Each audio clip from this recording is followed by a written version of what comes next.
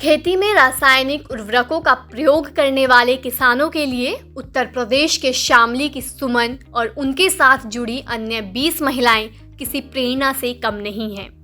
सुमन सैनी की पहल पर महिलाओं का एक ग्रुप पिछले 4 साल से जैविक खाद से गन्ने का बीज तैयार कर किसानों को सेहतमंद और रोग मुक्त गन्ने की पौध उपलब्ध कराकर अच्छी कमाई तो कर ही रही हैं, साथ ही स्वावलंबी होकर अपने परिवार को आर्थिक रूप से मजबूती भी प्रदान कर रही हैं। विशेष बात यह है कि महिलाएं अब अलग अलग गांवों में जाकर दूसरे किसानों को भी जैविक खाद से तैयार की गई पौध के बारे में टिप्स दे रही हैं।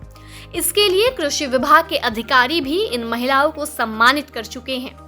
गन्ने का जैविक बीज तैयार करने वाली सुमन सैनी बताती हैं कि वैसे तो वो पिछले करीब 7 साल से 10 बीघा जमीन पर खेतीबाड़ी कर रही थी, लेकिन 4 साल पहले गन्ना विभाग के सुपरवाइजर ने उन्हें जैविक खाद से गन्ने का बीज तैयार करने की सलाह दी, जिसके बाद हमने ट्रेनिंग ली, फिर अपने खेत में ही गन्ने का बीज लगाया, जिसका परिणाम सराहनीय रहा।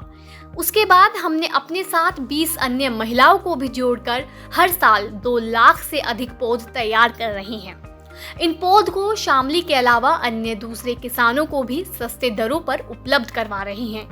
कृषि उपनिदेशक का कहना है कि रासायनिक खादों से तैयार हो रहे बीज न केवल लोगों को बीमार करते हैं, बल्कि मानव शरीर पर भी प्रतिकूल प्रभाव डालते हैं।